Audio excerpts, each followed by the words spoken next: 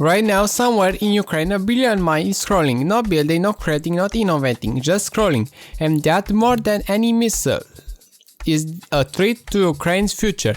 Today we talk about how phones and screens are quietly killing the motivation for new projects and what a simple change of environment and experience can do to reverse it completely. 1.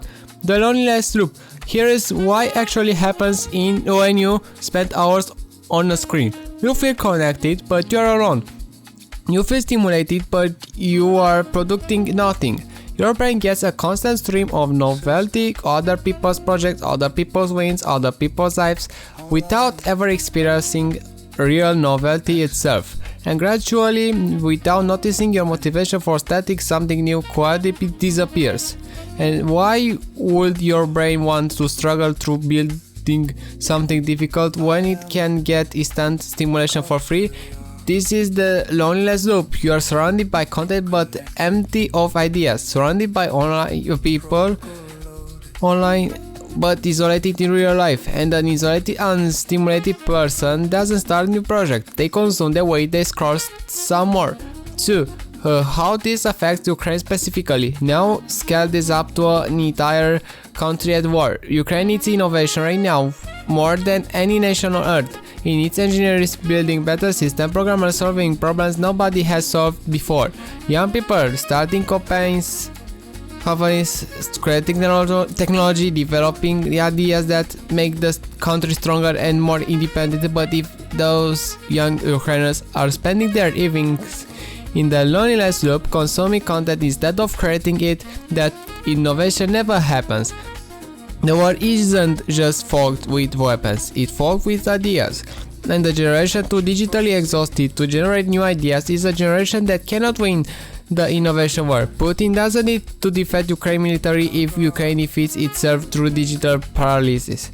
3. The environment change. So what actually breaks the cycle? Not willpower, not motivation speeches, not another app, a change of environment. When you specifically move to a different city, a workshop, a hackathon, a community of builders, your brain receives neural novelty, not stimulated novelty from a screen, real, unpredictable human novelty. You meet someone who thinks differently, you see a problem you never noticed before, you get challenged in a way no algorithm can replicate, and suddenly almost automatically ideas start appearing. This is why the best innovation in history didn't happen alone at the screen. They happen when people with different experiences collided in real spaces. Ukraine can deliberately create those collisions. Innovation hubs where engineers meet artists, hackathons when programmers meet farmers, competition where a teenager from Lviv meets a developer from Kharkiv and they build something neither could have built alone. Change the environment, change the output. 4. Gaming or discipline as the bridge. Here is the unexpected connection. Gaming or sports or project, when used correctly, is not the enemy of innovation, it's a bridge to it. The skills built in competitive gaming, strategic thinking, fast adaptation, team coordination, problem solving under pressure are exactly the skills Ukraine needs. The model is simple: do something real in the world, build a project, contribute to a community, solve a concrete problem, and earn access to the highest level of competitive experience.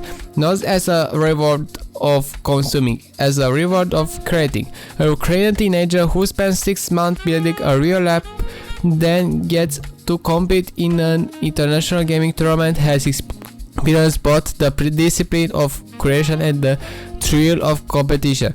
That person is now motivated in a way no screen action ever created. The same is like sport. 5. Outro. Ukraine's future isn't decided on the front line alone. It's decided in a moment a young Ukrainian puts down their phone, walks into a room full of other builders, and starts working on something that didn't exist yesterday. That project, however small, is an act of resistance. That idea, however, in fact, is a weapon. Build something, anything, start now. See you in the next one.